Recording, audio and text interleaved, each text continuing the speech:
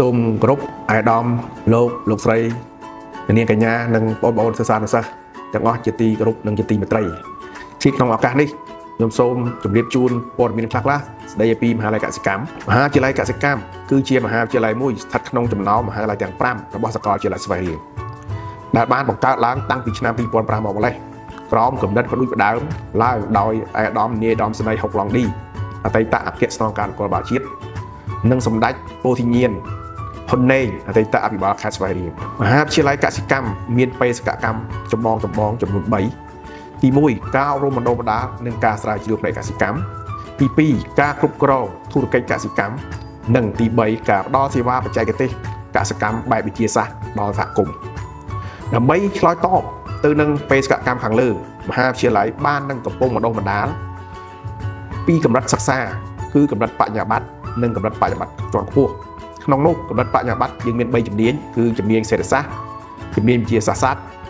និងជំនាញអវត្តជនបទថ្នាក់បញ្ញាបត្រជាន់ខ្ពស់យើងមាន2ជំនាញគឺកសិកម្មប្រកបដោយនិរន្តរភាពនិងជំនាញកែច្នៃអាហារនិងនវានុវត្តន៍ក្នុងនោះដើម្បីគាំទ្រដល់ដំណើរការបណ្ដុះបណ្ដាលទាំងពីរកម្រិតខាងលើមហាវិទ្យាល័យកសិកម្មក៏មានមន្ទីរពិសោធន៍មួយសម្រាប់ឲ្យគ្រូសាស្ត្រាចារ្យនិងនិស្សិតចូលសិក្សាស្រាវជ្រាវនិងមានស្ថានីយកសិកម្មមួយដែលមានទំហំ3ហិកតាកន្លះដែលគ្រប់គ្រងដោយគម្រោងលើកម្ពស់ការរំដំកំសាក្រោមកម្ចីមូលនិធិពីធនាគារពិភពលោកប៉ុន្តែប៉ុណ្ណោះមហាវិទ្យាល័យកសិកម្មក៏មានកិច្ចសហប្រតិការជាមួយសាកលវិទ្យាល័យក្នុងនិងក្រៅប្រទេសជាមួយសមាគមអង្គការក្រុមហ៊ុននានាក្នុងនិងក្រៅប្រទេសផងដែរដើម្បីយល់ច្បាស់ពីកម្មវិធីសិក្សានិងឱកាសការងាររបស់ជំនាញនីមួយៗសូមគោរពអាយដាមលោកស្រីនាងកញ្ញានិងបងប្អូនសិស្សានុសិស្សទាំងអស់សូមស្ដាប់ការបង្ហាញរបស់មន្ត្រីទទួលបន្ទុកតាម Department នីមួយៗបាទជំរាបសួរខ្ញុំបាទឈ្មោះផៃក្រតជាមន្ត្រីទទួលបន្ទុក Department សេដ្ឋសាស្ត្រនៃមហាវិទ្យាល័យកសិកម្មរបស់សាកលវិទ្យាល័យស្វាយរៀងថ្ងៃនេះខ្ញុំបាទសូមធ្វើការបង្ហាញដោយសង្ខេបទៅលើ2ចំណុចសំខាន់ដែលពាក់ព័ន្ធទៅនឹងការសិក្សាជំនាញសេដ្ឋសាស្ត្រចំណុចទី1ខ្ញុំសូមបង្ហាញពីមុខវិជ្ជាសំខាន់ៗដែលត្រូវសិក្សានៅក្នុងជំនាញនេះទី1ការពង្រីកពូជរុក្ខជាតិទី2បច្ចេកទេសដាំដុះរុក្ខជាតិទី3ការប្រើប្រាស់និងការគ្រប់គ្រងជីជាតិដីទី4ការគ្រប់គ្រងនិងកម្ចាត់លើកត្តាចង្រៃដែលមានលើរុក្ខជាតិមានដូចជាជំងឺសត្វល្អិតនិងស្មៅចង្រៃជាដើមហើយក្នុងនោះក៏យើងសិក្សាទៅលើមុខវិជ្ជាសំខាន់មួយចំនួនទៀតដូចជាពាក់ព័ន្ធទៅនឹងការស្រាវជ្រាវក៏ដូចជាការបង្កើតផែនការអាជីវកម្មហើយខ្ញុំក៏សូមបញ្ជាក់ផងដែរថានៅក្នុងការសិក្សាជំនាញនេះយើងមានបង្រៀនទាំងទ្រឹស្ដីដោយផ្សារភ្ជាប់ទៅនឹងការអនុវត្តរួមទាំងមានការចុះទស្សនកិច្ចសិក្សានិងការចុះធ្វើកម្មសិក្សានៅតាមក្រុមហ៊ុននិងអង្គការនានាផងដែរការងារដែលបងប្អូននឹងទទួលបានក្រោយពីបញ្ចប់ការសិក្សាលើជំនាញនេះខ្លាយទៅជាអ្នកជំនាញបច្ចេកទេសលើការដាំដុះដំណាំ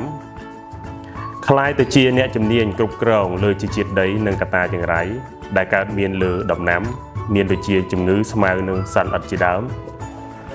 អាចប្រឡងចូលបម្រើការងារតាមអង្គការស្ថាប័នឬក្រសួងពាក់ព័ន្ធមានក្រសួងកសិកម្មក្រសួងអប់រំក្រសួងបរិស្ថានក្រសួងការងារនិងក្រសួងអភិវឌ្ឍជនបទជាដើមជាក់ស្ដែងកាលពីឆ្នាំ2024មាននិស្សិតកសិកម្មចំនួន41នាក់បានប្រឡងជាប់ជាមន្ត្រីកសិកម្មឃុំលើចំនួនជ្រើសរើសសរុប61នាក់នៅក្នុងខេត្តស្វាយរៀងคล้ายទៅជាអ្នកស្រាវជ្រាវ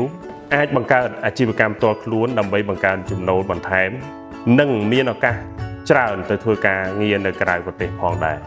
បាទជំរាបសួរខ្ញុំបាទឈ្មោះខឿនសុគន្ធគឺជាមន្ត្រីទទួលបន្ទុក Department វិទ្យាសាស្ត្រនិងវិទ្យាសាស្ត្រខ្ញុំសូមបង្ហាញដល់សង្ខេបទៅលើ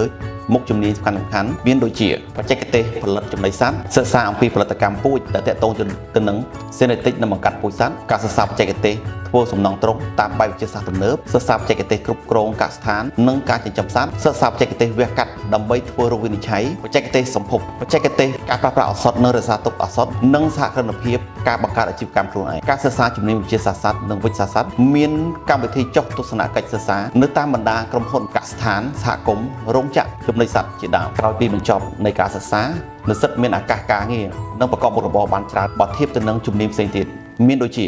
និស្សិតអាចបម្រើការជាគ្រូបង្រៀនកសិកម្មនៅសាលាគ្រឹះស្ថានសិក្សាក្រសួងស្ថាប័ននានានិស្សិតក៏អាចជាអ្នកបច្ចេកទេសជាន់ខ្ពស់ ខាងផលិតចំណីសត្វនិងការប្រើប្រាស់ថ្នាំសត្វក្នុងការចិញ្ចឹមសត្វប្រចាំក្រុមហ៊ុនរោងចក្រសហគ្រាសកសិដ្ឋានធំៗនិស្សិតក៏ជាបុគ្គលិកផ្នែកទីផ្សាររបស់ក្រុមហ៊ុនថ្នាំសត្វនិងចំណីសត្វនិស្សិតក៏អាចផលិតអាជីវកម្មខ្លួនឯងមានការគ្រប់គ្រងទៅលើ clinic សត្វ depot ចំណីសត្វពេទ្យសត្វនិងកសិដ្ឋានចិញ្ចឹមសត្វនិស្សិតមានជំនាញស្រាវជ្រាវ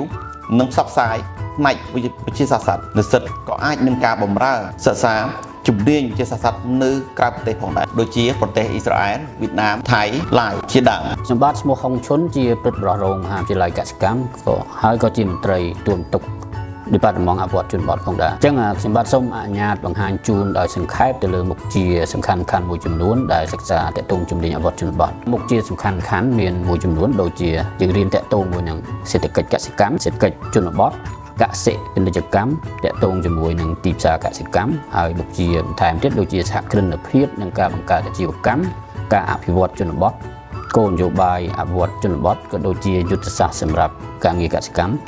និងបន្ថែមទាក់ទងជាមួយនឹងភាពជាអ្នកដឹកនាំក្នុងការងារអភិវឌ្ឍសហគមន៍ការរៀបចំសហគមន៍និងការងារគ្រប់គ្រងគម្រោងជាដើមមិនត្រឹមតែប៉ុណ្ណោះមហាវិទ្យាល័យកសិកម្មយើងក៏បានរៀបចំឲ្យមានការចុះកម្មសិក្សានៅតាមបណ្ដាក្រុមហ៊ុនតាមកសិដ្ឋានក៏ដូចជាសហគមន៍និងរៀបចំមានទស្សនកិច្ចសិក្សាផងដែរអញ្ចឹងការងារគាត់អាចបម្រើការងារធ្វើជាគ្រូបង្រៀនតាមសាលាមធ្យមសិក្សាសាលាមធ្យមឯកទេសក៏ដូចជាសាលាបច្ចេកទេសនានានិងគ្រឹះស្ថានសិក្សានានាហើយគាត់ក៏អាចបម្រើការងារជាបុគ្គលិកក្រុមហ៊ុនមន្ត្រីនៅតាមស្ថាប័នធនាគារមីក្រូហិរញ្ញវត្ថុធ្វើជាអ្នកសម្របសម្រួលនៅតាមសហគមន៍ក៏ដូចជាធ្វើជាមន្ត្រីអង្គការមិនរដ្ឋាភិបាលហើយក៏អាចធ្វើជាអ្នកគ្រប់គ្រងគម្រោងអ្នកស្រាវជ្រាវរួមទាំងអាចធ្វើជាទីប្រឹក្សានិងជាអ្នកវិភាគទិន្នន័យផ្នែកអភិវឌ្ឍជនបទផងដែរមិនតែប៉ុណ្ណោះឱកាសបន្ថែមទៀតនិស្សិតអាចទៅធ្វើទស្សនកិច្ចសិក្សាក៏ដូចជាកម្មសិក្សាទាំងក្នុងនិងក្រៅប្រទេសដូចជាទៅទស្សនកិច្ចឬក៏កម្មសិក្សានៅប្រទេសអ៊ីស្រាអែលជាដើម